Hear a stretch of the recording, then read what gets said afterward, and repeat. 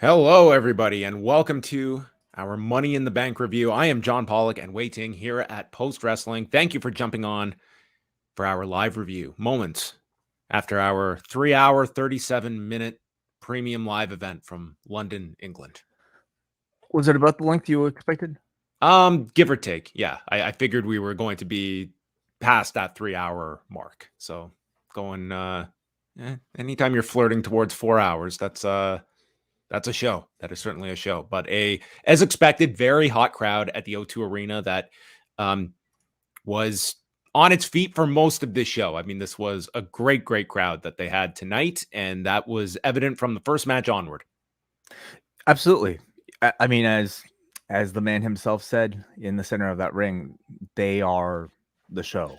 You know, anytime you're in a special place, like, you know, whether it be New York, whether it be Montreal, whether it be Toronto, whether it be San Juan, but especially anywhere in England or in the UK, you know you're in for a good show simply because of the crowd.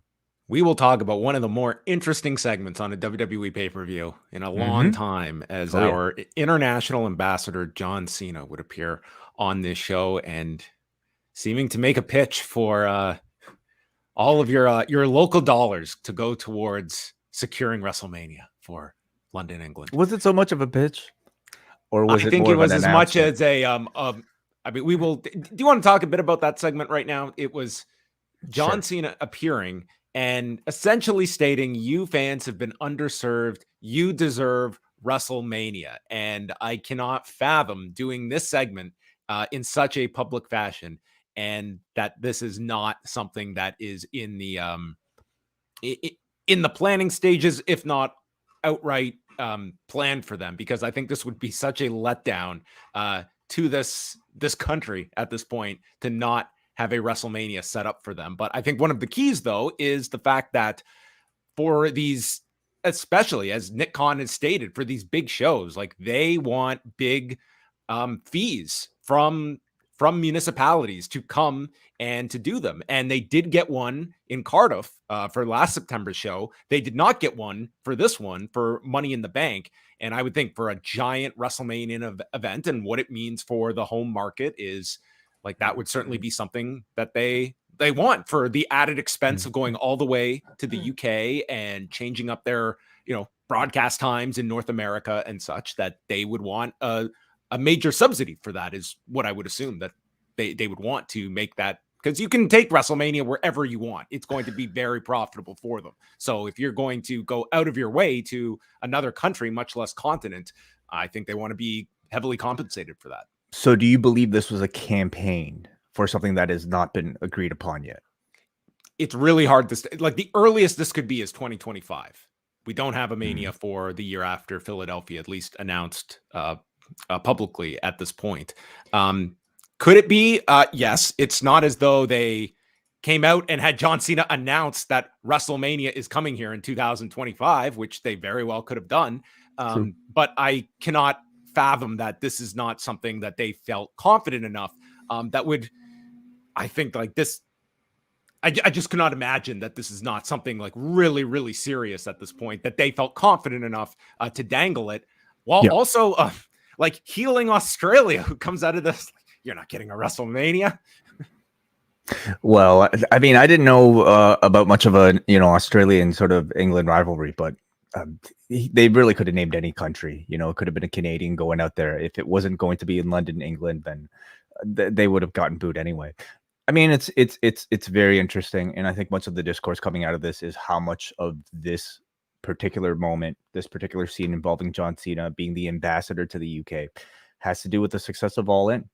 I think like that's the very next logical step, is that for WrestleMania to go to London, wouldn't Wembley Stadium be the obvious choice? And regardless of venue, shattering that $8.5 million gate that All In currently stands at, like 8.3 is what it is at. And you would certainly, I would say, I don't think that would be the driving reason that you would do it, but it is, if England is already on your radar and you're looking at the potential of getting a giant subsidy for going there, and on top of it, we can eliminate this new gate record that they have in the UK. Well, that's gravy for all of this. And reestablishes us as the dominant player in the market, while AEW is going to get some tremendous coverage this summer because of this event and the lead up to it at Wembley.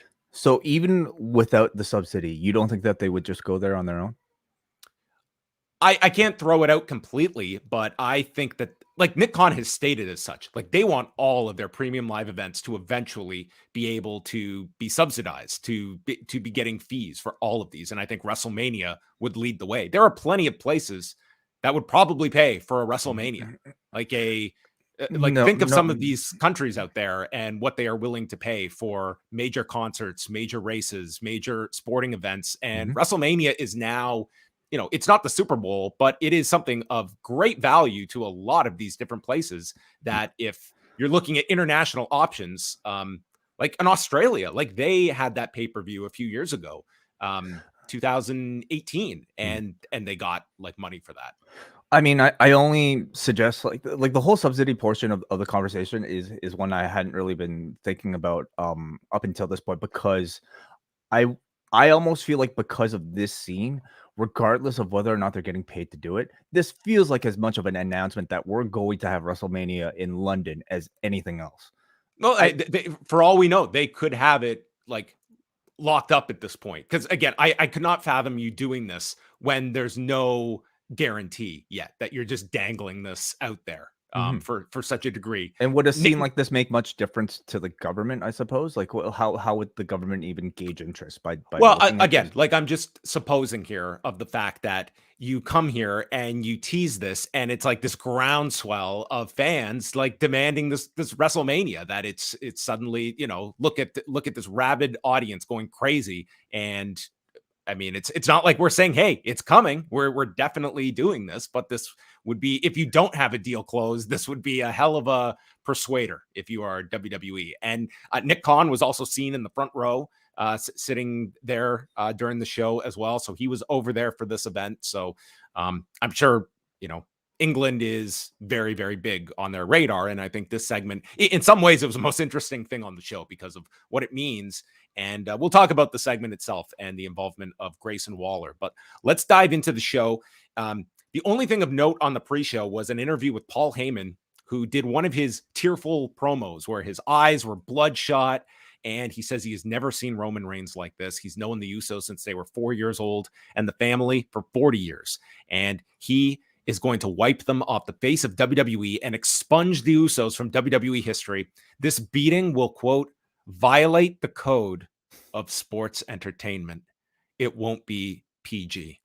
And I have to say that after this half-hour match, I don't know if it violated the code of sports entertainment, but when I heard this, I thought they were going with what we discussed on Friday of the destruction of Jimmy Uso, that it was going to be this violent destruction of Jimmy. And this was not a violent match. It did not violate the code of sports entertainment, which is not a knock, but it was just seemed like this promo didn't really, to me, connect to the actual story of the match. Well, I thought there was actually a key line in the segment that did directly lead to that false finish when Heyman suggested that the finish of this match would be Roman Reigns stacking the two of them, which was a very key setup for that incredible false finish that we got later on. Right. It's not a point that, they made throughout the build of the TV show, but Reigns tweeted it out, I think. Okay, so clearly an idea that they just came up with, relatively recently, and Heyman deciding to use this opportunity on this kickoff to just further cement it. I mean, these kickoff promos, they're about as they're literally worth the 2 minutes, because Heyman always does a promo on one of them. It's literally the only thing you need to see.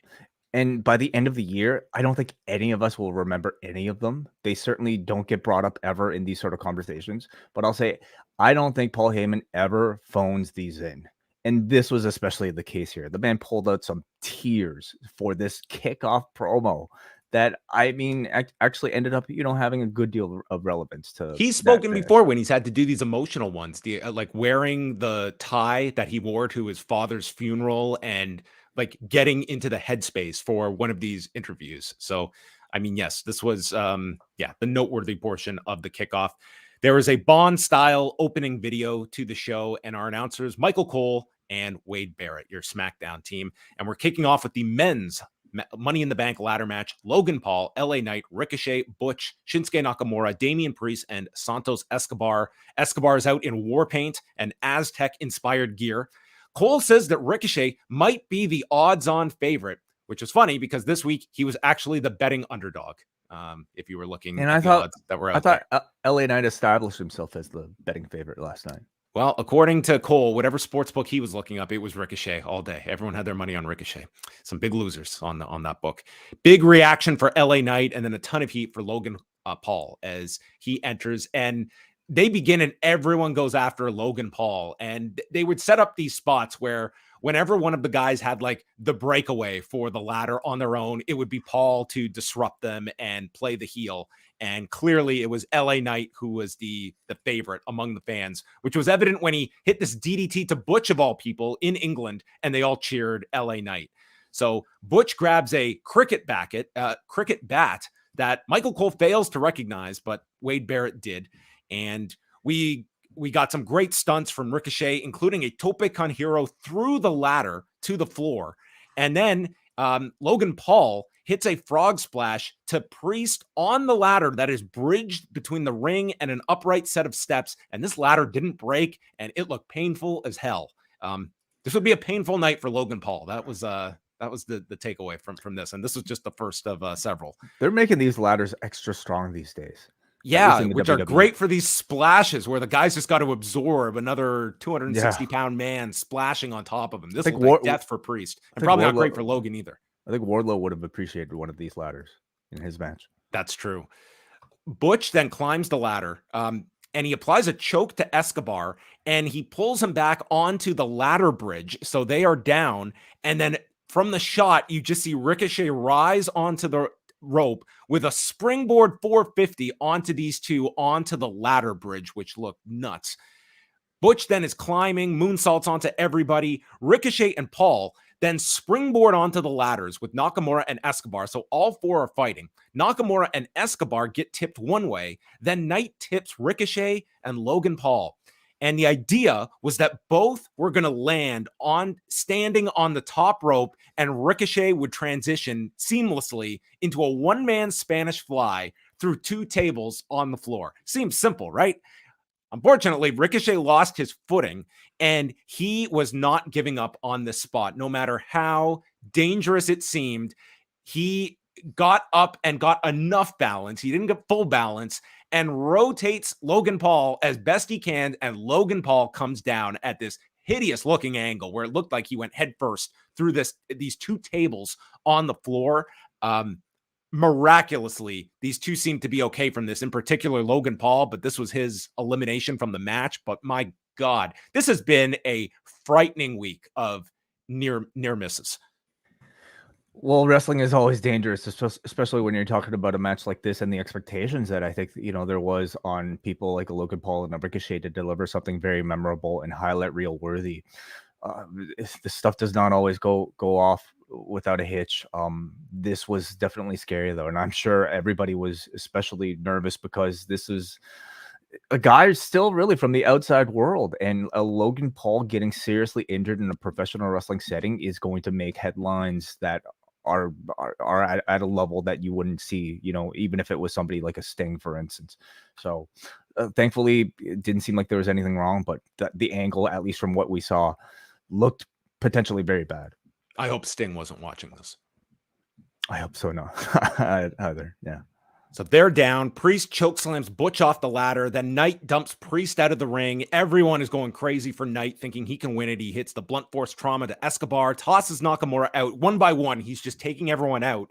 And then as he climbs on his own, Priest returns, hitting a broken arrow, sending LA Knight off. And Damian Priest grabs the briefcase at 20 minutes and 27 seconds to become, as Cole calls him, Senor Money in the Bank. Nice. Okay. I thought this was a pretty excellent Money in the Bank match, John. Fantastic, consistent action throughout. When we're talking about the big standouts about this match, going in, I think, all eyes were really on, for me at least, Logan Paul and LA Knight. to a lesser extent, Damian Priest. I mean, I don't know why we didn't consider him more of a favorite. Maybe it's just because so much of the story going in wasn't necessarily focused on Priest and his ambitions for the Money in the Bank match.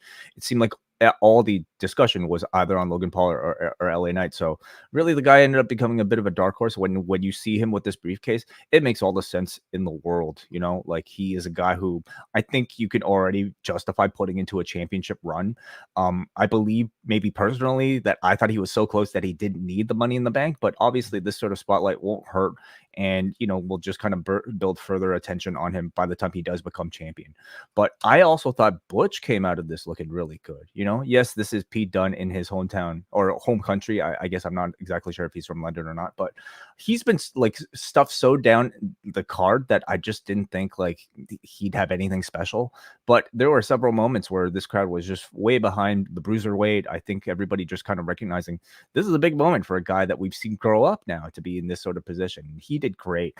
I thought they set up a really good moment for LA Knight, you know, and I, like we discussed in our preview, it's the type of thing, even if he doesn't win, that should be enough to set him on course for something more in the future. Yeah, I thought sometimes the Money in the Bank ladder matches, we watch them and they're so well at crafting these that we can watch them. And the danger element is somewhat subdued, even though you can do spectacular things. This one had several dangerous moments in it. Like this was a pretty intense ladder match with the 7. And I feel like everyone at different points, if you were going to isolate someone who maybe was odd man out in this, you would say Santos Escobar. Yeah. I didn't think he was Nakamura to a degree. I don't think anyone bought him as a winner, but you know, he was in and out. It wasn't like any of them detracted from the match, but I mean, in a match like this, you're going to have your ones that people hone in on. And I would say, yeah, Butch probably overdid the expectation level of fans, and it helped having the crowd with him at certain points as well. But yeah, there were some dangerous stunts in this, but overall, I think Priest is a really good choice to go with this. And in a way, we have sort of similar stories with both Money in the Bank winners that are at odds with their teammate who is going to be jealous of their partner with the briefcase. And I think that's going to be the story with Balor and Priest, and it will be with Bayley and Io Sky that we'll get to. Very much the case. Yeah, that's a good observation. And in both cases, I could see babyface turns coming really for the both of them. So it'll be an interesting, perhaps, direction to see how they might differentiate the two storylines with both having Money in the Bank briefcases, as they seem to tend to do. One of the cash-ins tends to be a bit, you know, pretty early compared to the other one. So we'll see which one it is, whether or not Damian Priest keeps this thing a long time or Io Sky keeps it for a long time. Ronda Rousey and Shayna Baszler against Raquel Rodriguez and Liv Morgan for the women's tag titles. And Liv Morgan comes out and they compared her to Jerry Halliwell in this Union Jack outfit. And the closest we get to a Christian Horner reference on this show. I believe they're in Austria. And that's right. Couldn't take in Money in the Bank. Yeah. Won the sprint race today. So. And they did note she is back from a partially torn labrum and a partially torn rotator cuff. And then the champions are out. And do you want to explain Ronda Rousey's attire way? What was this signifying? I mean, I don't know if there's that much sort of deep explanation. She was dressed up as Majin Vegeta, John. You know, I can't believe you didn't know this. Was this foretelling any outcome at this match? Was this a tip-off of any sort, or was this honestly, just a random tribute? I mean, she's come out in Dragon Ball Z gear before, like she's a she fan. loves this stuff. So I don't know if this was just, you know, her way of maybe signifying like I'm a heel now, therefore I'm going to, you know, put this like Imagine M on my head. I don't profess to be like the biggest expert in Dragon Ball Z, so if somebody is in the chat room, perhaps let me know. I just took it as more of a I'm such a big fan of this thing, and I'm gonna put it on my head. Well, in this match, they attack the arm and shoulder of Liv Morgan, and then after getting out of the ankle lock, she hits what is called the Jersey Code Breaker. You familiar with the Jersey Code Breaker? I'm not. So what is this? Is the Jersey Code a TV show? No, she's from Jersey, so this Code Breaker is thus the Jersey Code Breaker. But what's the pun? Like what's so clever about that? It's not. It's just they've thrown Jersey in front of the traditional name of the move. Okay. So that is it. I'm sure there are some codes that get broken in Jersey, maybe in a restaurant or two. Okay. All right. Rousey applies an armbar on the turnbuckle, but is powerbombed off by Raquel. And then there's an ankle lock armbar combo to Liv. And the save is made by Raquel. Liv is selling the shoulder, and Baszler stops Oblivion and applies the Kirifuda clutch after Raquel gets thrown into the post, but Liv fights out of the Kirifuda clutch. And Rousey then comes in, and she is ready to take out Liv when all of a sudden Shayna attacks Rousey out of nowhere, putting Vegeta here in the Kirifuda clutch and walks out as the crowd goes wild because of the fact that they're seeing a turn that they did not see coming. And it's a Tejana Bomb and Oblivion. And for the second year in a row at Money in the Bank, Liv Morgan pins Ronda Rousey. But the bigger story is that if you put money on this, Rousey and Baszler were minus 10,000 favorites to win this. So holy shit. A killing was made by those that were Team Raquel and Liv Morgan, and is the latest example of why I do not think legalized gambling will ever make its way to professional wrestling. Jesus Christ. Yeah, that's almost horrifying. I mean, could you, like, I'm more horrified for the people that actually won something, because how would you, like, you become addicted at this point, to gambling on professional wrestling. And I can't imagine a more dangerous use of your money than to put it on something like this. That just, I mean, it's completely up like, depends on the whims of like one single person on the evening of this thing. So anyway, this is an outcome that I don't think any of us were expecting, especially in the fashion that it took place in.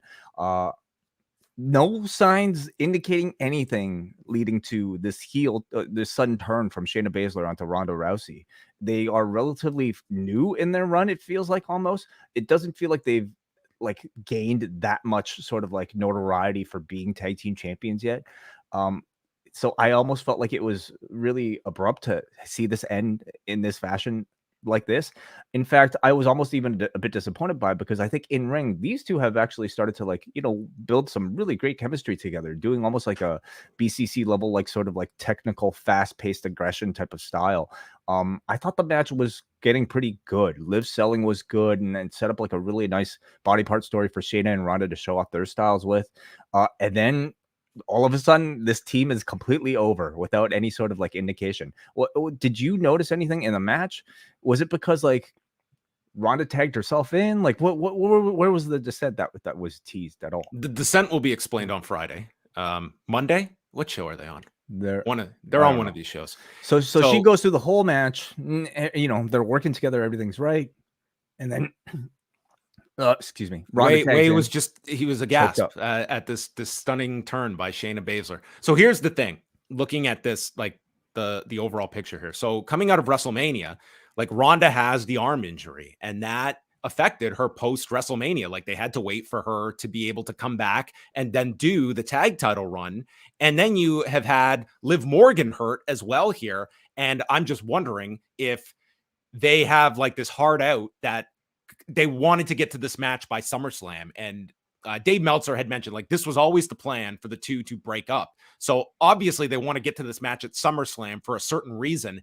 And I'm imagining they've just been delayed from getting this team going, and thus it's a bit abrupt. So what that means for like if Ronda is sticking around, not sticking around, it seems like SummerSlam was like their deadline to get to this match. And if it is, then this is probably the time to do the turn. But you're right, it comes so quickly. And after you were teasing the idea of these two like going down to NXT and all this other stuff, right, but maybe they just don't have that kind of time. Well, I would just even say like within storyline, you had zero indication of any sort of like rift between the two. Honestly, they didn't even have that much story to begin with, to be able to tell any sort of rift. So that by the time this came, it was completely blindsiding for everybody. So they're going to have to come up with quite the explanation, I think, for Shayna. How do you like the idea of like a singles match between the two? I like it. Yeah. I think it feels like a good attraction. Anytime you have tag team partners facing each other, because it's Ronda Rousey, it feels SummerSlam worthy. I'm curious to see what a match between the two of them looks like. Kayla interviews Priest, and he notes how he can cash in on either the IC or the US champion, which natural follow-up would be why. Or he could go for the world titles, either of them, because yes, we have 2 world titles. We actually have 4 of them, don't we? 5. We can't go for the NXT. So he's got lots of options. Then I went to go grab a drink of water as they previewed Mission Impossible Dead Reckoning Part 1. Nothing like paying for a movie when you know you have to come back for another part later. Are you going to see any of the Dead Reckonings? I don't think I've seen any of the Mission Impossibles, actually. What I've is seen it, a like? few of them. Is this like the 7th or something? It's up there. Yeah. 7th part 1? I don't know if they've all been named part 1. I don't think they have. Okay. But it's Tom Cruise. How's he going to follow up Top Gun? They've got a lot riding on him here. Let's see. Saving the movie theater industry. Gunther and Matt Riddle for the Intercontinental title. This to me was like a Raw match. It was not a big Gunther pay-per-view match, in my opinion. Gunther just took over with giant chops, hit him with a power bomb, was attacking with a single leg crab. And then he comes off the top and Riddle catches him with a triangle, but Gunther escapes. And my favorite part of the match, Riddle's working with the injured ankle. So Gunther chops the injured ankle.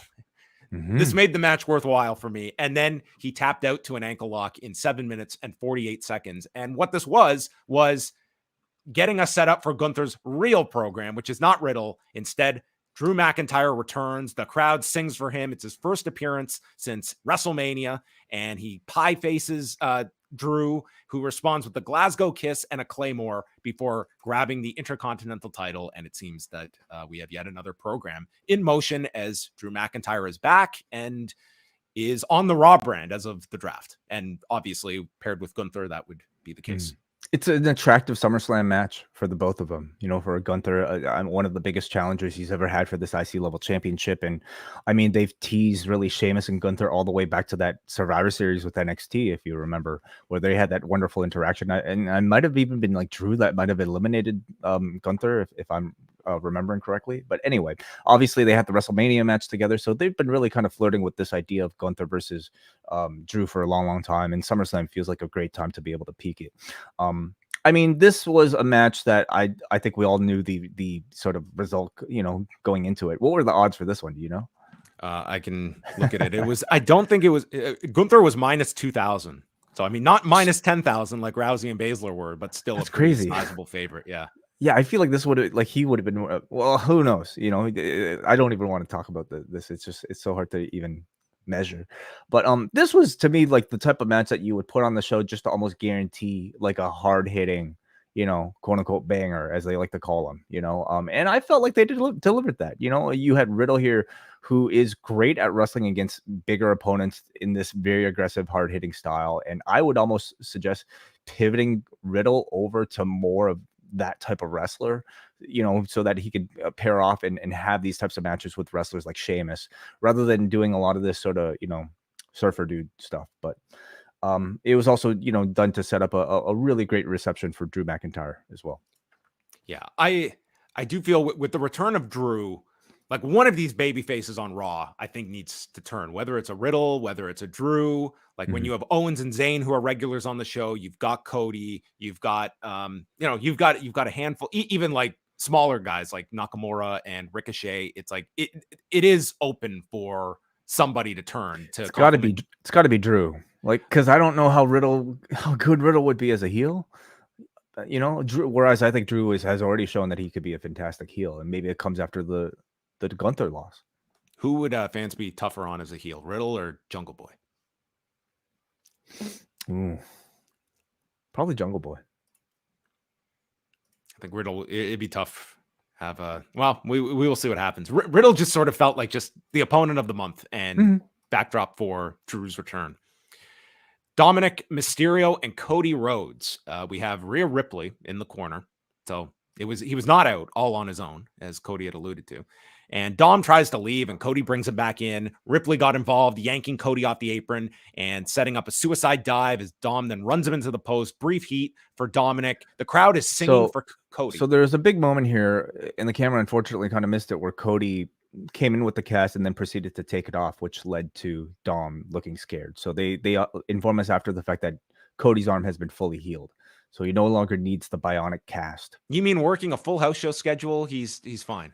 Well, it's quite the cast, John. You know, I guess so. Great I technology. guess it's got like healing properties inside of it as well. So sure. when he sleeps, it's working on his tendon strength. And I don't know why he would get rid of it. It certainly didn't bother him throughout his matches. He was using it as a weapon. So. Has he lost since the Brock match? No, he's done great.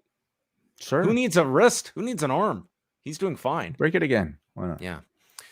So the crowd is singing for Cody. Dom tries to hit the Three Amigos, which Cole informs us this is not a tribute to Eddie. This is a mockery of Eddie. And then Cody stops the final one. He also stops a 619, spins Dom around before hitting an Alabama slam. And then it's a Cody cutter and the crossroads for a really clean pin in 8 minutes and 10 seconds. I think the crowd deserves a round of applause for this one because you put this in front of a different crowd. This to me was, this was not like a big Cody match to me. I felt as it was just underwhelming to me. Just, I was not expecting like some Matt Classic here, but I was expecting just like super heat, and it just kind of felt like a quick win for Cody. Like we were discussing the idea of like Dominik getting this heat by skirting away with a win if you had Brock involved, and watching this, it was just Dominik was just your disposable heel of the month to keep Cody busy and distract people from him being not in Money in the Bank. It felt like, a month-long detour for Cody in the midst of this Brock program. And the results seem to suggest that this is not going to be continuing. I thought it was fun because of the crowd. But yeah, like the in-ring content itself, I thought was good, but not that imaginative or special to, and that's sort of the standard where we're at. You can't just have a good wrestling match. You got to come up with something extra creative and memorable for audiences to be talking about your match afterwards. This kind of felt like exactly what you would expect, when looking at these two on paper. A lot of Rhea Ripley distraction, good wrestling from Dom and Cody, but again, nothing to really kind of take it to the next level.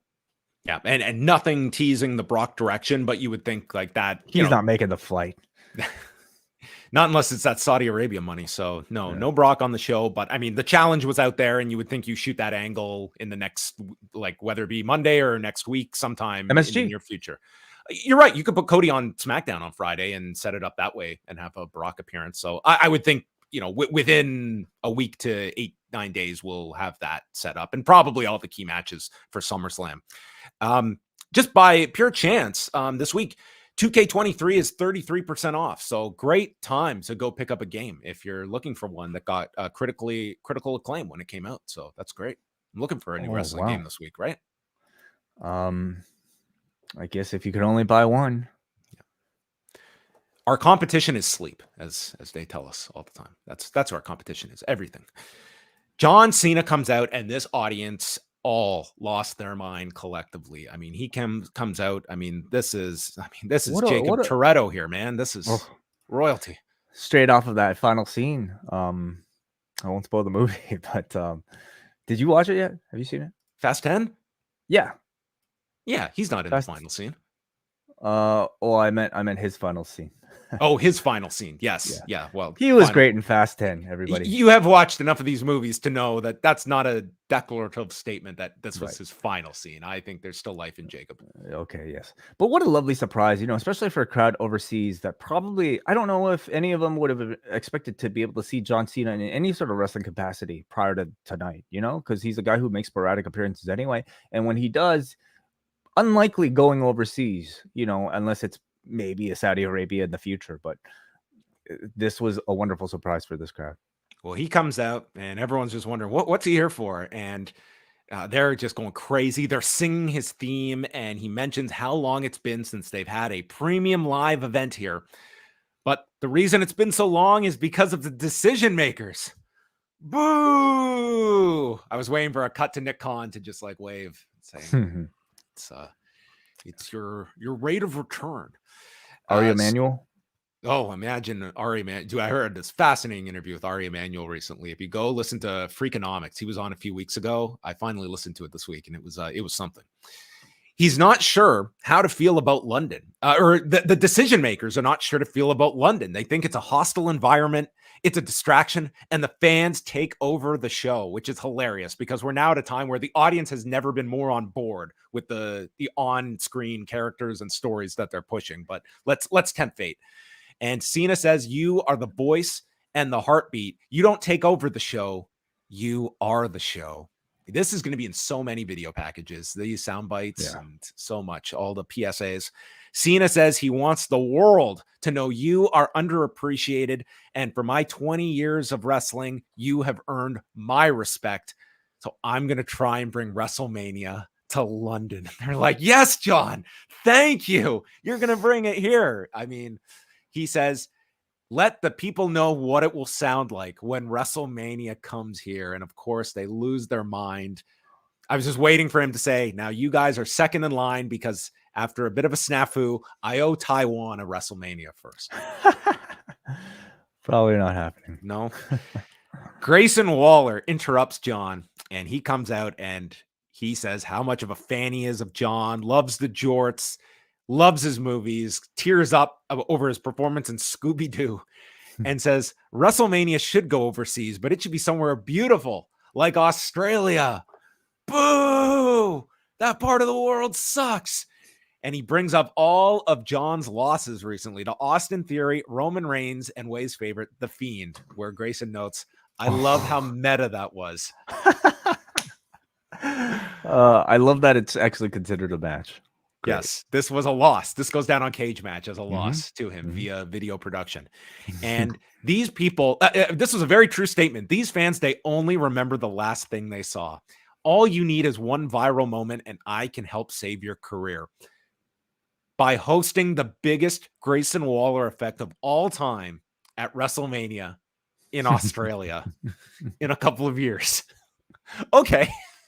And Cena has him repeat this. He takes a pass, and this ends with an AA to Grayson Waller. So beyond like the very interesting live event politics of this segment and what it really means for a London WrestleMania and how far along this is, if not already semi-set in stone.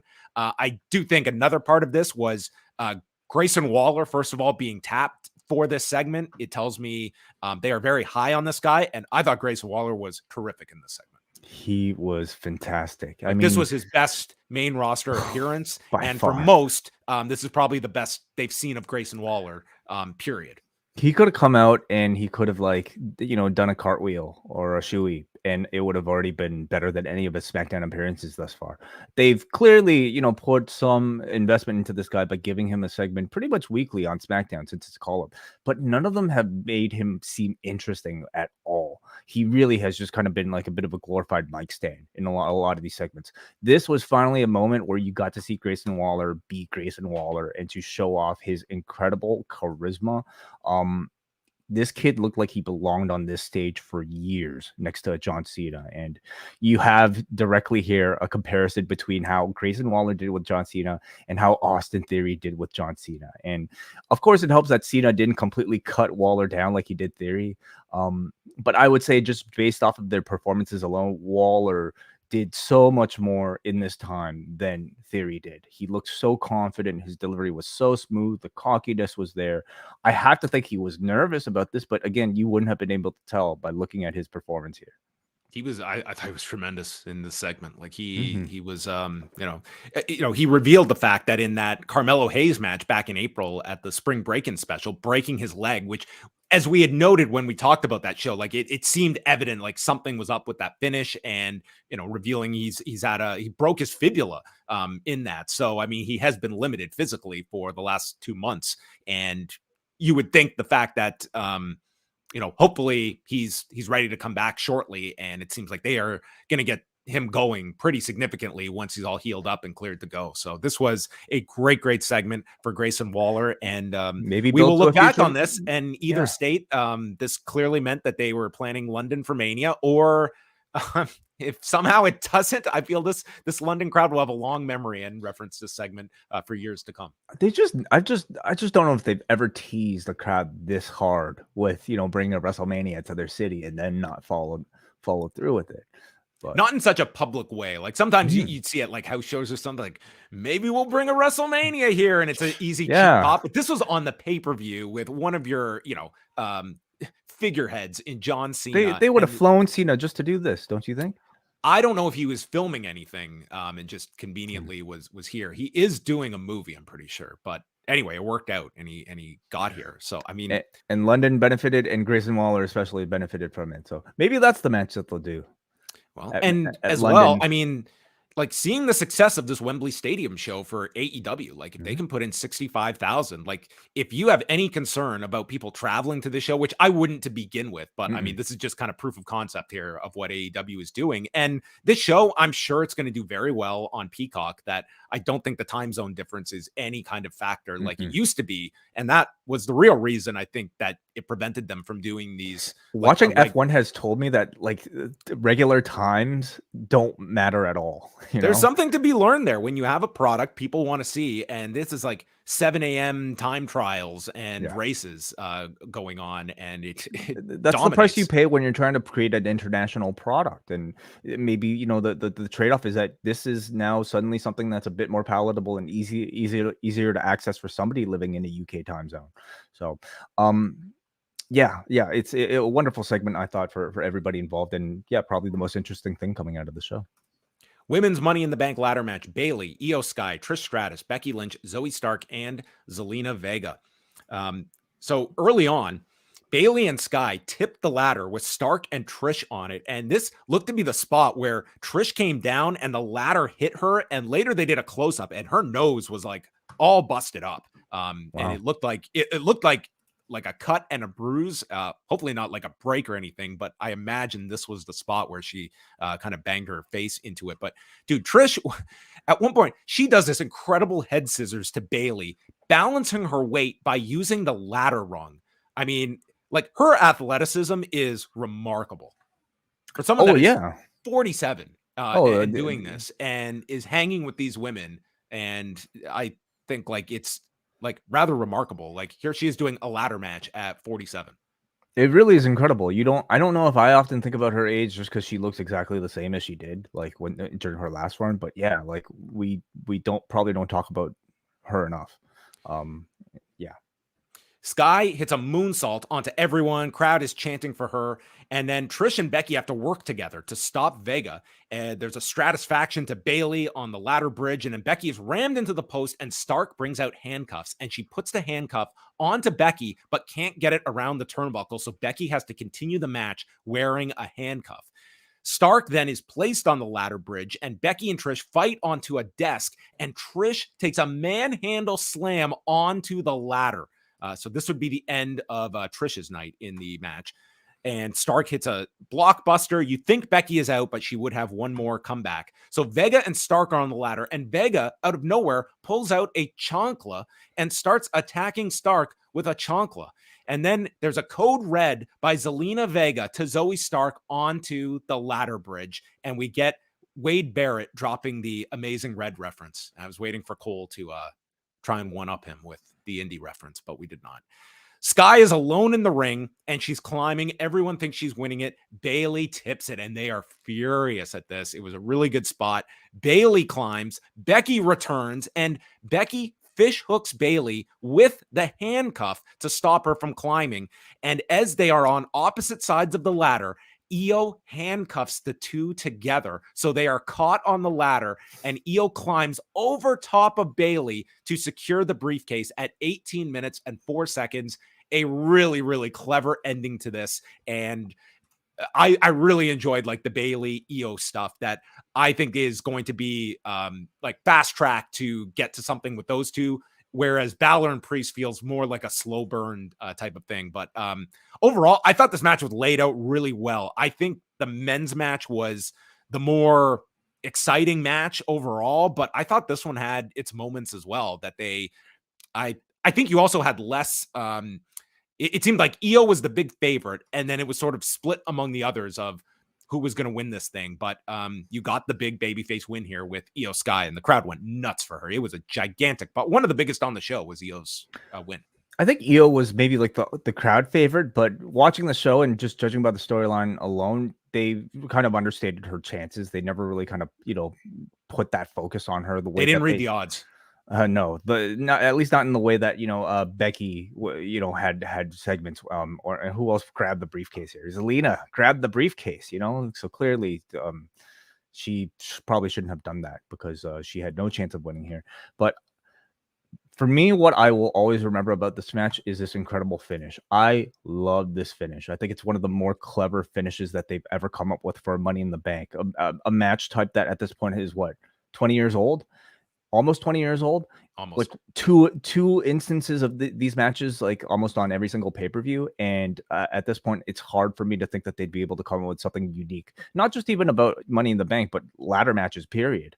And this spot was done so incredibly well. What a setup from Becky getting cuffed by Zoey Stark and Trish, a completely unrelated feud.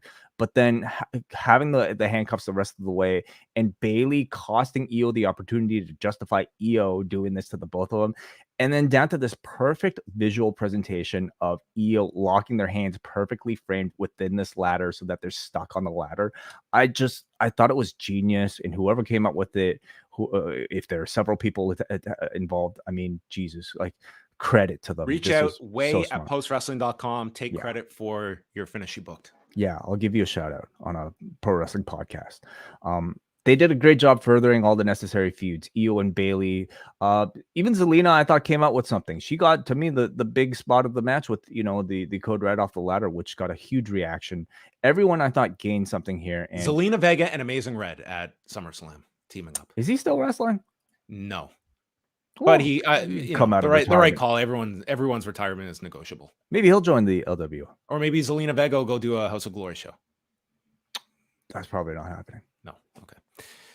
Yeah, it was a good match. I thought it was one of the more entertaining matches of the show. I thought both ladder matches were entertaining in different ways as well. And yeah, Io Sky getting her into the women's title mix.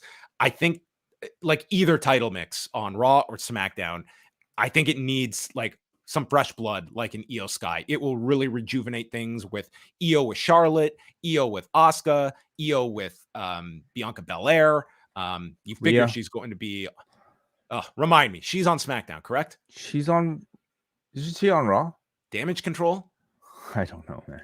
Literally, I don't think it matters in her case anyway, because she's got the briefcase. She could go for either one, right? But I mean, depending on whether or not they're keeping Rhea for Becky, for Mania, are we going to see a long Rhea reign? Maybe it's more likely that I could see her faced off with Asuka, or maybe a rematch with Belair. But there are a lot of opportunities, and more. You don't see her going after Tiffany Stratton? Probably not. Okay. Finn Balor and Seth Rollins followed. This was second from the top for the World Heavyweight Championship, and Rollins has his ribs taped, and they cite another attack by Finn Balor at one of the live events in Newcastle. So the whole match is built around the injured ribs of Seth Rollins, and I thought this was outside of one spot that I had qualms with.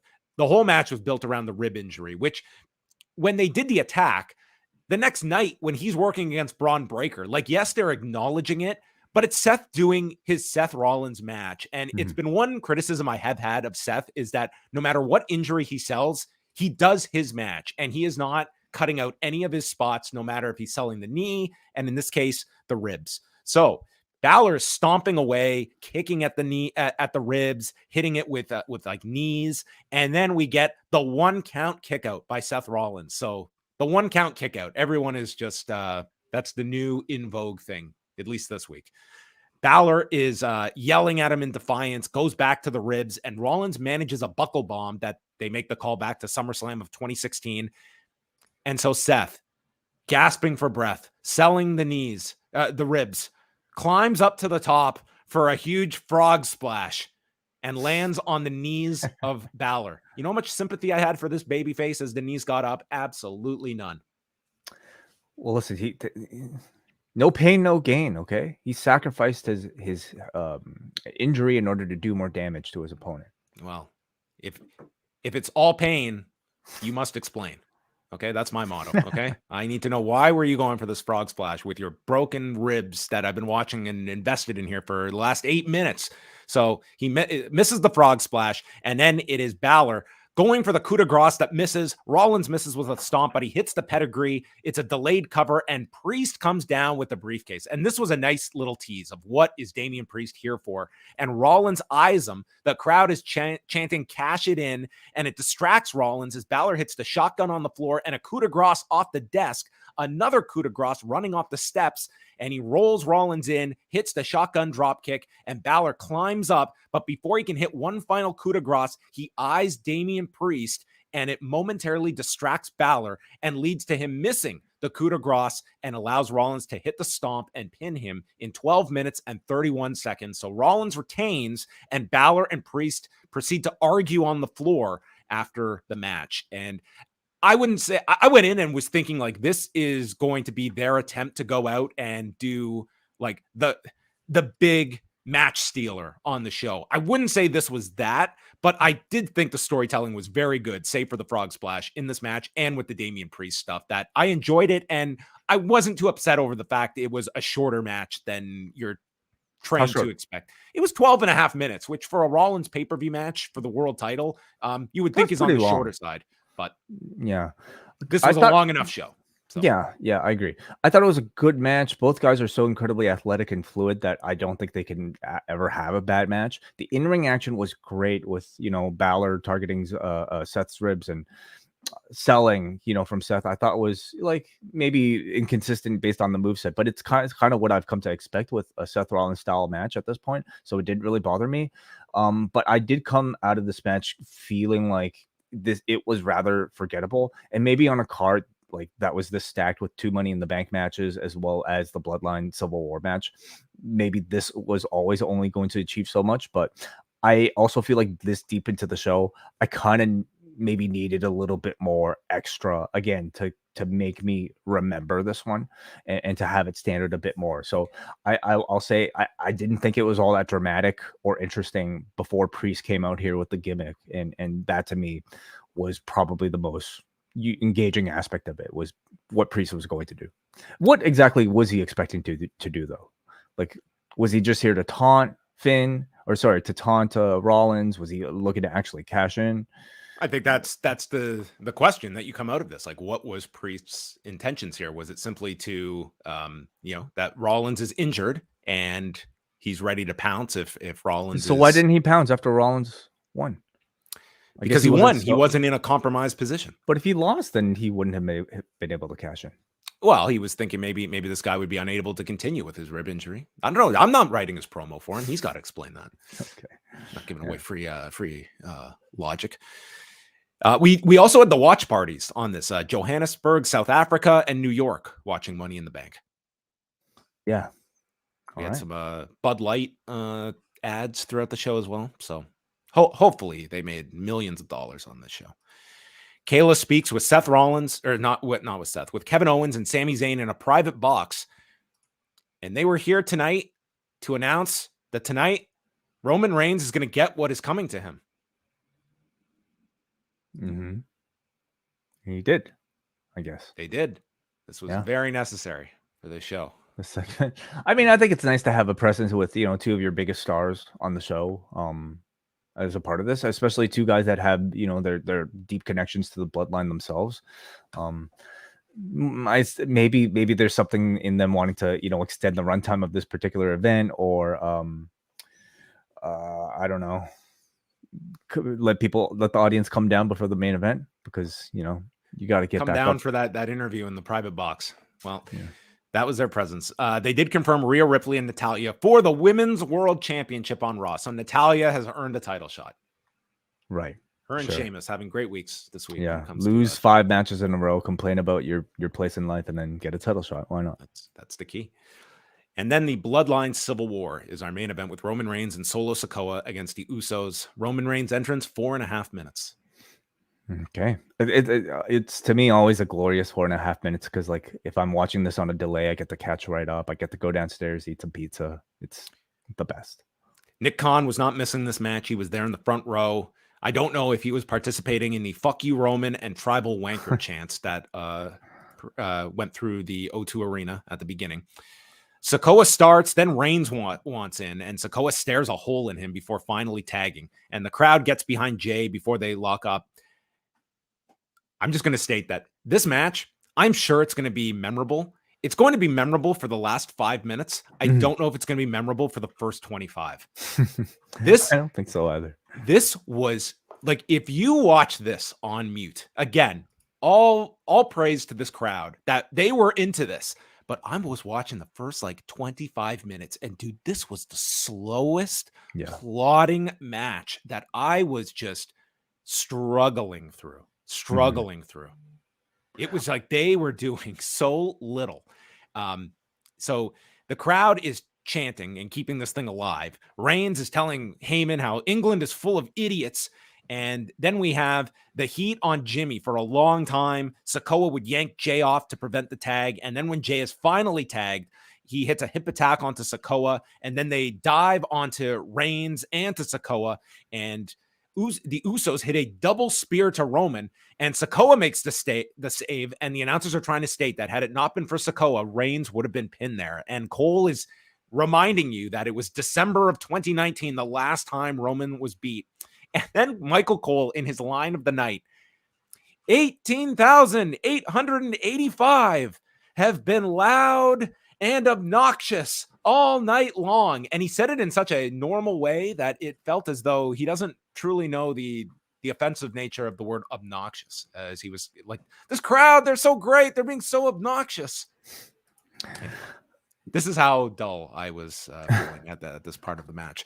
So things would pick up. Jimmy eventually leaped into a guillotine, and he fights his way to his feet and gets free of the guillotine. And then the guillotine is reapplied, and Reigns runs them into the referee, Dan Engler, who spills to the floor, and he's out. But the guillotine is broken, so they super kick and hit the 1D to Roman. Jay goes for the cover, and the audience is counting, but there's no referee. So Reigns and Sikoa come back with double Uranagis, a Samoan spike to Jimmy, and then a spear Samoan spike combo onto Jay. So you think both are dead, and Sikoa stacks the two on top of each other. Roman goes for the cover, and when the Usos kick out, this place exploded. And from this point onward, they had this crowd, and this was where the match had your undivided attention. Sikoa misses a splash to Jimmy on the floor and crashes through the desk. Then Jay and Reigns are trading, and there is a spear to Jay. He kicks out, but in kicking out, his arm is between the legs of Roman, and he low blows Roman, which is a great callback to all of those Roman spots where it was the other way around. So the whole crowd is chanting Uso, and they hit super kicks to Reigns. Jay climbs up and hits the Uso splash, and as Cole yells, "Do you believe in miracles?" Jay pins Roman Reigns in 32 minutes and 5 seconds, and Reigns is just seething on the floor afterward as the Usos celebrate in the ring, and Jay Uso gets the big pin on Roman Reigns. Mm-hmm. They did it. They had Jay Uso pin Roman Reigns. Fantastic conclusion to the match. I completely agree that the early goings on were very slow. Almost even too slow. I cannot. Yeah, to me, it was like too much that I cannot give this this match like some overwhelming praise, because it was a great booked final 5 minutes with a great finish. It sets up your SummerSlam main event. It accomplished a lot, but for me, like, it was just so bare bones for 75 to 80% of the match. I'm guessing they laid out the match that way, maybe because they figured the crowd would be doing much of the heavy lifting for them. They did. I mean, they thought right. This crowd, like, they were not sitting on their hands. But it was not enough, especially when you're watching on TV at the end of, this 3.5 hour show. I am a big fan of this sort of like Bloodline style of in-ring theater type of storytelling. I didn't think tonight was a great example of it, other than the last 5 minutes. So, throwing that aside, I thought they did a great job with that stacking false finish. Again, going back to the Heyman tease early on, Roman on Twitter, and then you have the combination of the spear and the spike. And they've done such a great job of protecting the spike.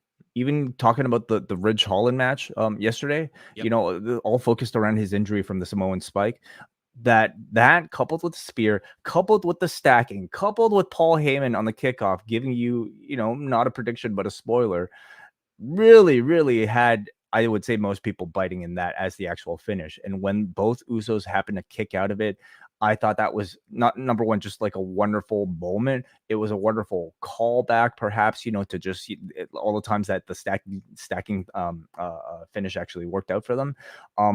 I also love some of the storytelling that they did after the kick out, where you had Solo really starting to doubt whether or not Roman is actually fit for the role. I mean, coming off of that stacking kick out was when Roman looked, I think, about as lost as you've ever seen him in this Tribal Chief run.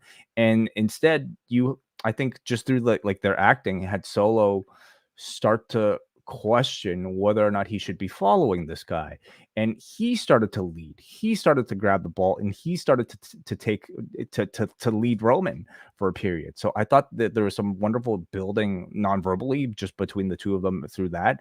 And then you had that wonderful call back to the low blow, and then just again another very cathartic finish with Jey Uso finally getting that pinfall over Roman Reigns, the guy that this whole thing started off with, finally getting that pinfall. Not the pinfall, but still breaking that winning streak from Roman is in some ways certainly more triumphant than, most other singles championship wins that are available in this company. They no longer have to cite Baron Corbin as the last person to beat this. That has no value attached to it at all. And now Jay, he's got that attached to him. I thought Solo Sikoa, especially for a guy that does pretty much no talking, and you sense that you are getting so much depth to who this guy is through just reactions and how he responds. Like, he is coming into his own, and it has been just, this guy's been on the main roster for 10 months. I think he's been the best call up like that.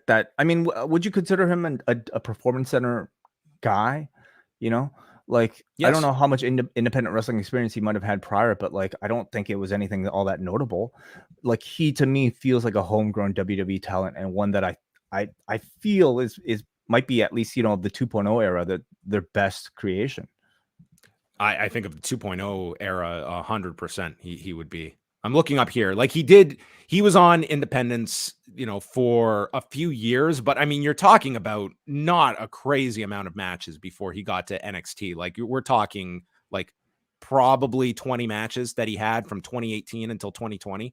He was getting into, so under 25. He's come in here as a rookie, and he was never booked as a rookie in this stable. He's the powerhouse of the stable. Last night they teased that he could possibly be the leader of the stable, and these audiences were buying it. So he's completely excelled in this role. So there you have it. Again, I thought the last 5 minutes of this were terrific. All the little things they did and led to the finish and set up. I thought that was tremendous. But if I'm grading this as a whole, this match, it did drag a lot for me up until the final 20-25% of it. Yeah.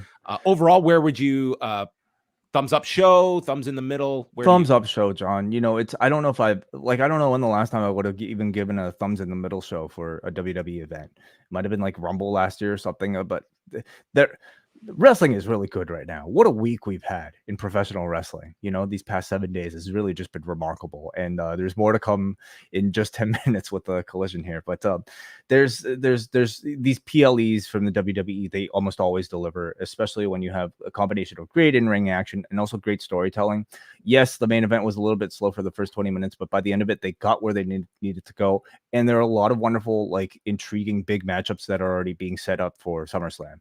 Roman versus Jey Uso, principally. This feud feels that much hotter coming off of tonight's result. What else we got? Gunther and Drew, Ronda, Cody Shayna, and Brock, Rousey and Baszler. I mean, we have a pretty good sense of the card, I would say, going in, unless they earmark a Gunther and Drew for Raw, which sometimes they do take one of those title matches and place it there. You don't have anything right now for Owens and Zayn, but I would think they will set them up with somebody for that show as well. But at least, those are 4 key matches right there that you have as well. And you need an opponent for Rollins. And talking you suggested Roman beating down Jimmy as a way to, first of all, kind of write him off from not being present. I think you could still do that. You still do that on TV. You have that could be Friday. That could be the big angle at MSG to kind of, because I think that match does help to have Jay fighting for something versus just having the pinfall. Jimmy being taken out, I think that adds something to the match and lets Jay cut a really impassioned speech going into you took my brother away, and sets up a big spot for Jimmy to come back in the match itself. Yeah, lots of different ways. But if they did that angle on Friday, I would not be surprised. I think that would be a good way to go. And did you say Cody and Brock? Did you say that? Yeah, Cody and Brock. So that would be maybe with some kind of stipulation attached to it or something like that. Should be one of the big matches too. All right, we will flip it over to you. If you want to call in, you are welcome to do so. Jump into the StreamYard room, and we will also take your feedback from the forum. We have several super chats from a lot of you guys internationally because of the special time zone. And we first go to Ani B, who sends 200. I wish I knew. I think I know what this is. So let me just quickly look this up. Ani, I'm not really sure what sort of currency this is, but he sends 200 of it, so we thank you very much. He says that kick out surpassed Kenny's from last week, but I now feel like Jay's had his moment. He doesn't need to win the belt from Reigns. Does this mean Cody beating Reigns is out of the question? First of all, I wanted to get your thoughts. Like, which kick out did you find more maybe bigger to you, the Kenny one or tonight's? The 1 count kick out last Sunday. I thought that was just unreal. Now we are biased because you're talking to two people that were actually present in the arena, but I tend to agree. Like the kick out of the the answer is whichever one you preferred. That's the answer. There's no calculus. There's no wrong answer. Just your preference. Mm-hmm. Does this mean Cody beating Reigns is out of the question? No, I think that this is a way to I don't think it's going to be a struggle for fans to talk themselves into like a viable way for Jay to win this. I think if you have a compelling story, you can make a challenger viable. I think to a degree they did that with Balor on this show, and I think they will certainly have that with Jay next month. But I still feel Cody is the long-term person to do this, unless Jay catches such fire that you question that next month. But that would certainly seem to be deviating from plans. Thank you very much, Ani, for the super chat. We go up next to Richard Young, who sends £4.99 in the UK. He says, in the press conference, Triple H just said that there are lots of factors that make bringing Mania to the UK hard. What do you think are the biggest? Time zones or money? I don't think any of them are big obstacles anymore. I think that the time zone issue, in the pay-per-view era, there was an argument to that would you have enough people that would buy an afternoon pay-per-view not running it like UFC did in 2016, where you did a pay-per-view for the North American time zone and your audience was there overnight to watch fights. I don't think they want to be doing that either. So I think certainly whenever you're talking about going to a foreign country, it comes with logistics, and it's tough when you can make just as much staying in the US for a show versus going to another country, but that also comes with benefits too. And they found them. And if you can get a giant amount from a country or a municipality to bring your show there, that alleviates a lot of those problems. But I don't buy that the time zone issue is what it was before for a streaming product. And we have seen with WWE, like they have not suffered from doing shows in different time zones. And I don't think All In is going to suffer when it does an afternoon show in August for North America. Do you think they do 2 nights? WWE? Yeah. Yes, I do. I think WrestleMania is going to be 2 nights for the foreseeable future. Now, do you think that would affect attendance figures? Like, can they pack in over 65, 66, 70 per night? For WrestleMania, I think they will. In Wembley. Yeah. I think England will be red hot for a WrestleMania coming there, and all the different countries you're going to get. That would be quite the total figure that they'd be able to boast about afterwards. Yeah, I mean that would be that would not be. I'm sure they would not feel bad about the fact that they would be able to boast 2 consecutive sellouts at a Wembley or similar sized venue. Up next, we got a Fahad Alarbi who sends $39.99 Saudi Riyal. I had to look this one up too. This is our first super chat from Saudi Arabia. So thank you so much, Fahad, for listening. Second PLE in a row at my convenient time. I never thought we'd have 3 shows without the main championship being defended, yet not missing them at all. No, I don't think so at all. I would say that this tag match tonight was as hot as, you didn't have any contenders ready for this. It was too early to do Jimmy or Jay on this show, and you don't have any other challenges ready. This was the hot match to do. And granted, it's not for the tag titles, but we talk about where the tag division is and the fact that this was a tag match that people were really interested in, and it was the big attraction on this show. So I agree with Fahad. I mean, when it comes to, this Roman Reigns bloodline story, I would say they feel so much bigger than the championships themselves. Yes, Roman is a champion, but just even the inner, family dynamics and what's at stake between the two of them with their egos and the future of the faction and their family feels even bigger than like what somebody would be gaining from a championship win. That they could they're really bridging the gap between WrestleMania and SummerSlam incredibly well. So, we see what they can do. They're already kind of halfway there before next year's WrestleMania. Let's go to John Pine. John Pine sends $5. Thank you, John. He says, Amazing Red is wrestling in GCW, July 14th at the Melrose, taking title match. I stand corrected. And DK, so he is back wrestling. So you know what? Your dream of a Zelina and Vega match with Amazing Red still very much in play. Thank you, John Pine, as always. John Fury sent $7 Canadian. He says, could you see new members added to the bloodline like Manu, Jacob Fatu, Tamiko T. Fatu? Probably not Jacob Fatu this week. Not a good week for him.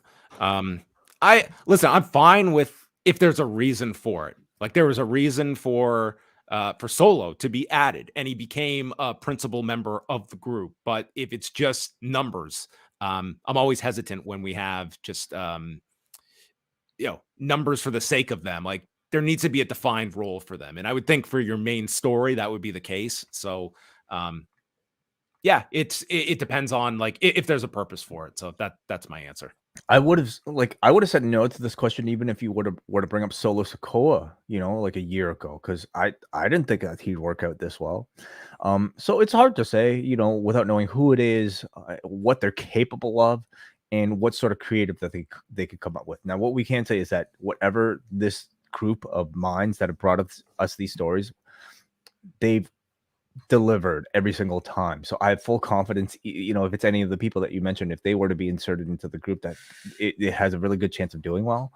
But I think you also look at like who's currently in their system, and I don't know. I don't know if there's anybody who's related to them that I would suggest. Who is even related to them right now? Simone? Yeah, Ava's not ready for a main roster. Not for the bloodline. No. Yeah. All right. Let's go to Kelsey Daly, who sends £5, our last super chat of the day. He says, do you have any speculation around what the stip for Cody and the Brock's match can be for SummerSlam? You guys rule, by the way. I've been listening for years. Thank you. Thank you, Kelsey. I think we had suggested, I think Hell in a Cell would be a bit of a poetic way, for Cody to maybe get his second big moment a year afterwards. But really, they could do anything. Cage match would still feel like a big thing, too.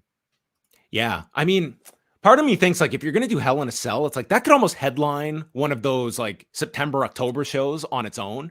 But they're getting away from that, right? Like having a show strictly named Hell in a Cell. But you're right. Like I'm saying like this is a feud that calls for it, not the other way around where we've got Hell in a Cell on this date and we need a match. Like this one, it's the natural for the rubber match, which again, you could do it at SummerSlam. Like I think the next time you do a Hell in a Cell with Cody, there's going to be that it kind of means a little bit more and the feud can call for it as well.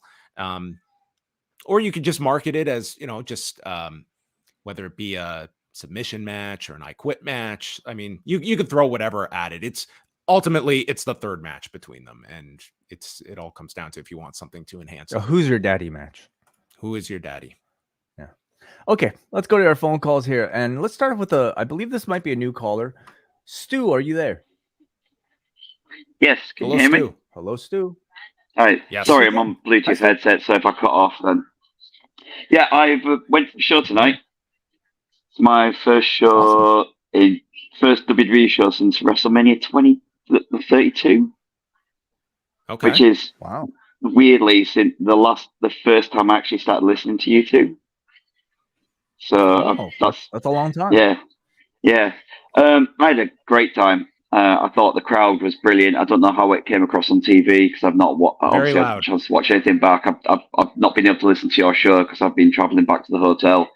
But yeah, the crowd were brilliant. I don't know if you heard right at the end, everyone was singing along to the Usos music and everything. It was just, I just thought it was brilliant. Like, I don't know what you guys thought about the show overall. We thought, Stu, the crowd was excellent on this show. Yeah, I think it brought up some of the matches to be honest, because it seemed lively pretty much from start to finish. And it helped a lot of the matches, to be honest with you, especially towards the end. Yeah, I think there was a bit of a lull between the women's Money in the Bank and then the Seth Balor match seemed to dip a little.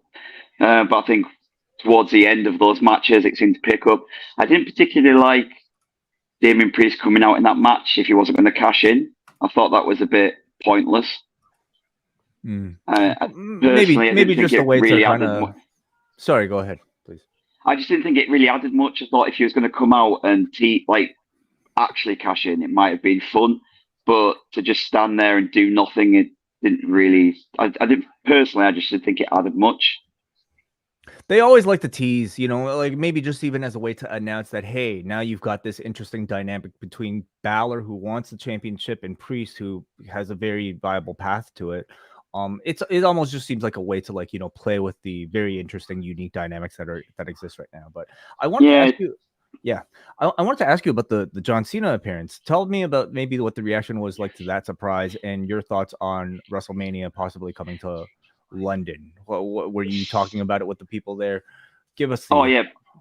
So the funny thing is, I went to the toilet and then I was in the toilet and I heard John Cena's music and I saw this young lad just run out of the toilet and I was like, "That's John Cena's music." So I ran out of the toilet, went back to my seat, and it's like John Cena was there, bigging up the crowd. Obviously mentioned WrestleMania, everyone went crazy, and I think WrestleMania in the UK would be massive. And I actually think, so Wembley Stadium holds 90,000 people seated. If you just have a football match there, it's 90,000 people. Mm-hmm. Now, if you count 90,000 people plus the floor seats they put in, that's potentially, 110, 120,000 people they could do? That's huge. They will announce something like that, I'm sure. How many people can you fit into every bathroom stall? How many people can you fit into? I know what WWE's like. They include everybody. But WrestleMania in Wembley would be massive. I was actually going to ask you guys, do you think that is a response to All In? Yeah, so we did have a bit of this conversation earlier on. I thought somebody on Twitter brought up a great point about how it's unlike them to maybe tease the arrival of an announcement rather than just strictly announce something. And I think you could at least call into question the timing of this having something to do with AEW. It just, it could be a coincidence, but I'm personally, just knowing the history of these companies, willing to bet that it's not. I just thought it was a bit more like AEW have been bragging about this being the biggest gate, and WWE wouldn't want that. They'd want the biggest gate. So I just personally thought they'd want to be like, okay, we can do better. So, I mean, I'd love it because obviously coming from the UK, to have a WrestleMania in the UK would be amazing. But I hope it's not just a tease, because I know John Cena's done this before. I don't remember if you remember a few years ago, he mentioned about WrestleMania should be in the UK, and nothing came of it. Did he say that in a promo, on a wrestling show? Yeah, he did. Yeah, he really? Said something along. Yeah, it wasn't. Maybe this is his gimmick now. Just goes to the UK and teases people with WrestleManias. Yeah, it was a few. I can't exactly remember it, but 100%. He definitely teased a WrestleMania in the UK, because obviously everyone in the UK went nuts about the fact, we're getting a WrestleMania. And then 5 years later, nothing. So I hope this time it's not just a tease and we actually get it. This seemed like the biggest statement that he's made, but we'll check in 5 years and see if it came true. But thank you so much, Stu, for the call, and glad you had a great time. Thanks. Okay, thank you, Stu. 7 years. Thanks, guys. Thank you, Stu. Take care. All right, a couple more super chats coming in here, and we give those priority. So let's go to Richard Young, who sends £5 to say, if they do bring Mania to the UK, will you guys come over? You have loads of fans in the UK. We need a live John and Wai show. Keep up the great work. Well, if Wai comes onto one of our shows and cuts a promo about the decision makers here at Post Wrestling and why they're scared of you, then that would be our confirmation. Richard, that we're going. You are the show, okay? And just let the world know that you want John and Wai over, in the UK for something. Thank you so much for the super chat, Richard. Gary sends £2 to say Cena was filming in London this week. So there you go. Maybe just a matter of convenience. Interesting. Thank you so much for that added information, Gary, and all you guys for your super chats. All right, quickly, let's go to some phone calls here because we want to get you guys out so that you can watch AEW Collision. Okay, that's the real reason here. Hansi, what's up? What's going on? Is Collision coming on TSN this week or no? Tonight at midnight. Okay, cool. Then I'll try to catch the replay. I'm not really in a hurry to. I already got my wrestling fix already, or whatever. But no, I some of the matches I gotta give props to the crowd. The crowd was amazing the whole night. The Money in the Bank ladder matches I thought were really well done. It's like it's always hard whenever like you have these ladder matches because like there's like ladder matches given away, like not even just Money in the Bank ladder matches. Like you have so many in so many promotions that like it's hard to come up with like innovative spots. So sometimes I kind of dread them because it's like kind of standard by now. But I thought like they did some pretty good creative stuff, whatever. And I gotta say that like the Seth and Balor match, it didn't get into second gear for me. But I thought it was like still a decent match. You know what I mean? Like they did a good job with the hype with it. I can't say that I was too enthralled by some of the decisions. Like I want a Shayna and Ronda feud, but it felt very WCW 98. Like I'm just like trailing your partner midway through for no reason. You know what I mean? Like the division is like kind of like dead, whatever. But the main event. I can agree. I can see your point about like how like a lot of it was just like nothing really going on. But I think when you have like a character that you're invested into, it kind of reminds me in good ways of like in the 80s when like you would have these characters that are over and you didn't have to do much. But as long as you got them like in the palm of your hand by the end of it, I think that's all that counts, really. But I agree with you. It wasn't like the most technical savvy match on the planet. You know what I mean? But I got to say that it was a good call having Jay Uso pin because, listen, if you're not going to win the title, at least from this Bloodline feud, he should get some type of milestone from it. And it should be, you know what I mean? And I'm glad they did all the callbacks. So I was into every single thing. I can't say that I was against it, whatever. But and that's basically it. I just wanted to chime in and just say good job with like all the shows you guys done this week, whatever. So I hope you guys are well and have a happy Canada Day. Peace out. Same to you. Thank you, Hansi. Happy Canada Day. Let's go to Paul from the UK. Hello, Paul. Hi. Hey, John and Wai. Huge fan. Just driving home from the show now. Can you hear me? I can hear you. I hope you're not behind the wheel. No. My partner Lisa, she's driving. Thank you, Lisa. Keep Paul safe. No. I just wanted to say thank you for everything you guys do. Incredible work. I'm not much of a talker, but the show was amazing. Unreal, really. So yeah, just wanted to say a huge thanks, and I'll peace out. But thank you. Paul, call in anytime. Thank you, Paul. We love to hear it. Thank you so much. I'm glad you enjoyed the show.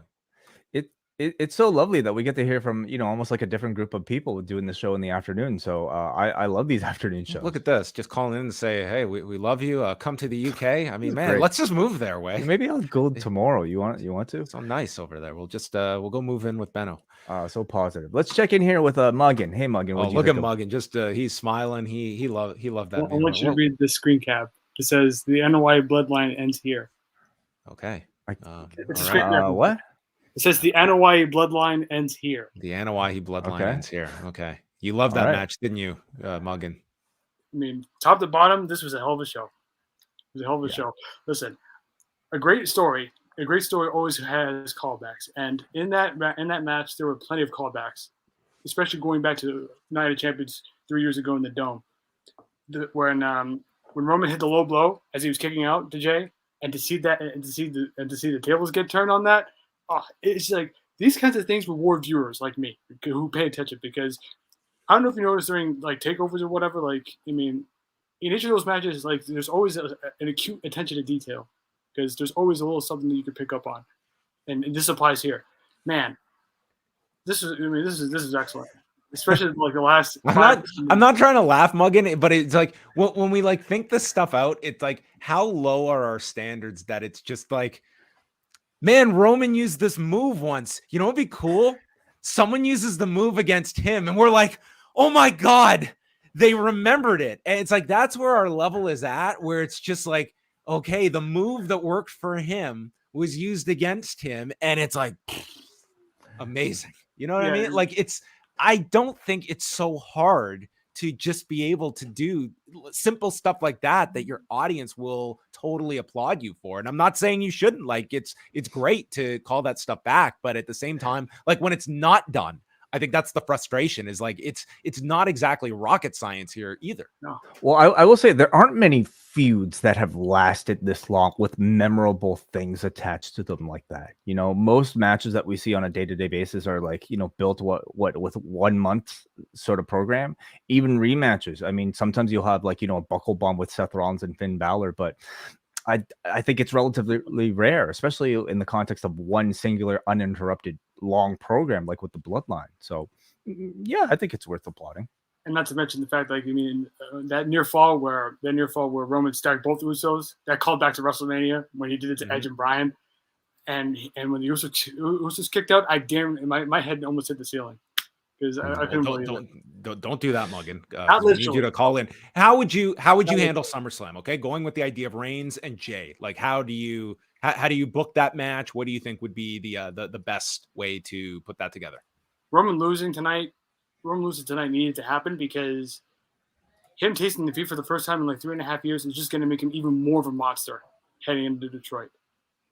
So I mean, because at this point we've seen him, like, you know, be so confident, be the coolest guy in the room. Now, for the first time in what feels like forever, he's dealing with adversity from his own family. So it's going to drive him even further into madness. And whether or not Jay is going to beat him in Detroit, that remains to be seen, because you never want to bet against the head of the table when the chips are down. But hey, it's up to them right now, because who knows what's going to happen between now and Philadelphia. And going down the rest of the show, I was so fucking thrilled that Io Sky won. The finish was so brilliant. It called back to like when Sami Zayn used the handcuffs in that triple threat match in the Dome? I thought of that too. Jeff Hardy and AJ. It definitely echoed that. And her handcuffing Bayley and Becky to the ladder, man, it was just perfect. And not to mention the men's match. Look, I wasn't. Oh, he was stunned. He was stunned at the men's ladder match. Yeah, I mean, I like that Priest won it, because I feel like, you know, it feels going to deepen the rift between him and Finn Balor. And of course, the world title match with Rollins and Balor was fine. I've seen better matches from them. Muggin, we are running low on time here, but thank you so much as always for the call. Appreciate it, guys. And happy Canada Day. It was well spent. You too. Thanks, Muggin. And I also want to wish a happy Canada Day to my favorite Canadian, Brandon from New Jersey. Welcome to the show. You're our last caller of the night. Coburg's finest. Hello, can you hear me? Hi, Brandon. Yes, Hey, I just want to say on behalf of Canada, we just want to say we're proud of you guys. Do you want to sing the anthem for everyone? I don't think you want to hear my pipes. I didn't do karaoke, so I just want to say we just got out of a Ring of Honor too, me and Eric, and now Eric's doing the UFC fights right now. I heard that Blago Igbinov fight was bad, but anyway, I just want to talk about the show real quick. Yeah, I love the show. I thought it was great. Roman, and all that. That's cinema, right? Right. The main Did you event? wish you were front row for this show? No, I had more fun at the AEW show. Come on. That crowd was pretty lit, though. I mean, to borrow a phrase from someone we know. What was it like touching Hiroshi Tanahashi? What was it like? It was like touching God, man. Yeah. I mean, Neil was right there, so. Yeah, Neil. Oh man, what a vibe Neil was at that on that show, man. Incredible. I shook. Well, you know, was Cena at Forbidden Door, because he gave the same speech as Danielson. Did Danielson say that they should bring Danielson WrestleMania? never promised Toronto another show, so. No, but he was just like thanking the fans from the heart, and he did call Brandon from New Jersey the best he crowd he might have ever been in front of. Absolutely, man. I shook his hand too. Did you? Like, look at that. But listen, I shook his hand and I shook Phil Chertok's hand, and both had the devil's grip, man. Those guys are strong, man. Like Phil was an impressive looking cat, man. Respect. That mountain climbing is paying off. Okay. Any other thoughts, Brandon, on this late night? Yeah, John. I too saw Stevie B. He ruined the show too. I saw it. We were kids and we were dragged to Great Adventure. It's a theme park in Jersey, and we saw Stevie B with it was my sister's fault that my parents took us to the show, and it was Stevie B with Menudo, but it was like the NWO team of Menudo. Wasn't It- like an interaction with God when you saw Stevie B. it was not. We were tortured for 2 hours. We just wanted to go on rides, but our sister wanted to see that horrific show. She was into that freestyle style of music back in the day. But I just wanted to say I share your pain that night. I know you didn't hear Angel by Danny. What's his name? Danny or Joey? Joey. All right. That's all I got. I love you guys. Happy Canada Day. Proud of you. Proud from Grimsby to wherever you're at. Happy Canada Day. I salute you. Thank you. Thank you. That's Brandon Thank you. from Jasper, Alberta. Okay, All right. a few pieces of written feedback. We don't. We might not have time for all of them, but we'll get through as many as we can. Start off here with Chris from Scotland. Chris Duke says, "I am beat. I think it is programmed into me and to be tired at the end of a PLE, as normally it's 5 a.m. when a show like this finishes. That being said, for me, this show was non-stop from the moment it started. The men's Money in the Bank match was fantastic and everything I wanted from it. Logan Paul, frustratingly, continues to impress. It fills me with joy to see him leaning into the heel persona because that is his calling. I wasn't expecting much from the women's tag title match, but the turn from Shayna was very unexpected and a little confusing. I was telling my wife tonight that for as long as I've been watching Gunther, I've never seen him have a bad match. Tonight was no different. Surely mentioning a London Mania would suggest that it's in the works. No, I know I'm being overly positive, but it really was a great show. It was a very good show. I would certainly say a thumbs up show. Was a perfect show? No, but I think the areas I think maybe of critique, I think it's going to be remembered for like the crowd that was just so great that even took like an average match and made it a bit more memorable and lively. Eric from Cork, Ireland, decent enough show which really benefited from the crowd. Women's ladder match was the match of the night for me, largely because they tried to avoid making it a dumb spot fest that would be forgotten about in a week. The men's match I will have completely forgotten about in about 2 days. The fine event was fine, but not the war that was promised.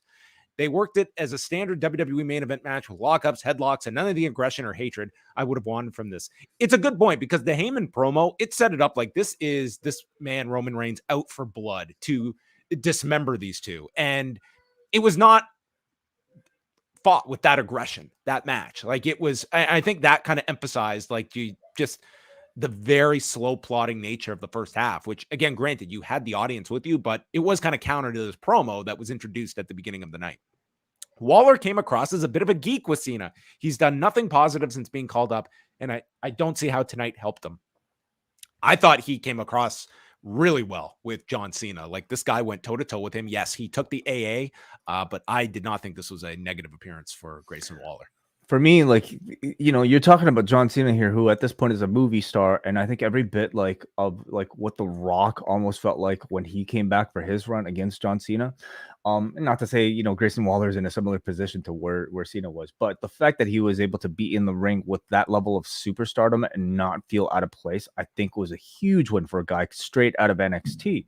You know, like what your main takeaway coming out of that should not be about, you know, Waller taking an AA. It should be about how confident the dude sounded on that type of stage with that sort of pressure. And he completely delivered. So I would disagree personally. We go to Jermaine from Chicago, who says, the London crowd was great. I was really impressed with Waller holding his own and with an all-time great like Cena. That was Waller's best segment. I really didn't like Priest winning because he's coming off a clean loss, and he just had a title shot 2 weeks ago where he lost clean. The WWE that needs over babyfaces could have done the right thing first. Cody, now LA Knight. It's truly a crap babyface company. Lastly, let's be real here. That main event match wasn't good, and the crowd sat on its hands most of the match. After 10 minutes, I was like, let's wrap this up.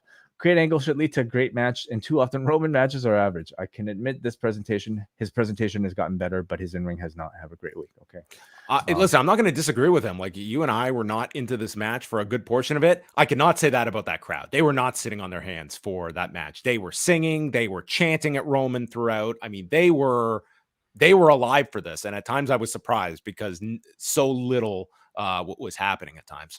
Colin from Glasgow. Highlight of the night for me was meeting Benno in the queue for the bar before the women's Money in the Bank. He told me Davey is cooking up a great cocktail menu for All In It. Disclaimer, don't watch much WWE and mostly follow through your reviews, but I enjoyed being in attendance at this show.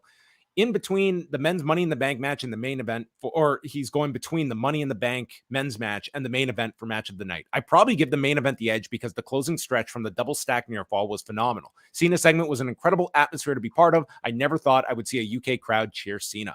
Question, do you think WWE crowds have become less rebellious since AEW? While the crowd tonight was loud and it was a great atmosphere, it didn't have the usual UK boo the faces, cheer the heels energy. Even the hometown guys were the most over in their matches, like Pete Dunne and Pretty Deadly. Definitely. There's definitely been that shift, I think, for WWE audience. And it's been evident since the pandemic ended. Like, this is not your audience. And I think part of that is the fact that I think generally there's a much more positive view of the creative and the stories, and thus they are more into the baby faces. And the creative is listening to the audience. You know, somebody like an LA Knight, if we're talking about producers that aren't listening, LA Knight wouldn't even be in the Money in the Bank. You know, there wouldn't even be an opportunity to cheer for an LA Knight.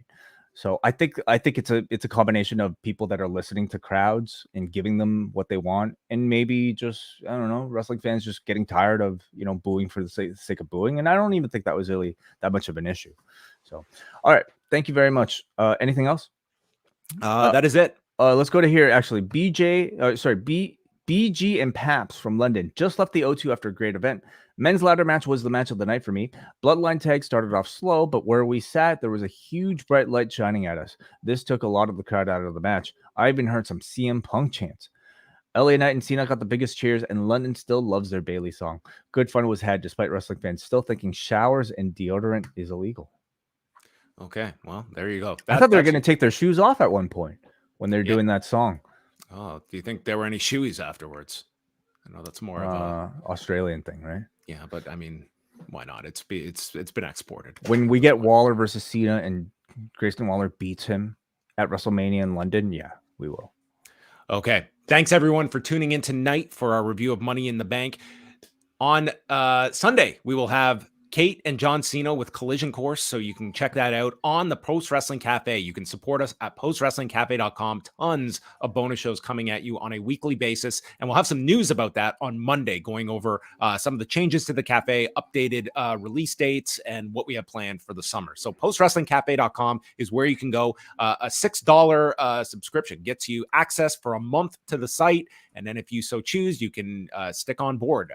It's a minimum of 4 shows. You get extra per week. You can also subscribe at video.postwrestling.com if you want video content of all the cafe exclusives. So go check out all of that. 2 bonus shows through the cafe this week. I mean, not even including Rewind to SmackDown, which of course took place last night, but we also have our Secret Invasion episode 2 review with Rich and JP from Grapple, talking about this week's edition of Marvel's Secret Invasion. So check that out. And if you sign up right now, you'll even get the start of G1 coverage coming later on this month as well. So postwrestlingcafe.com to give us some support, and we give you guys a lot of shows as well.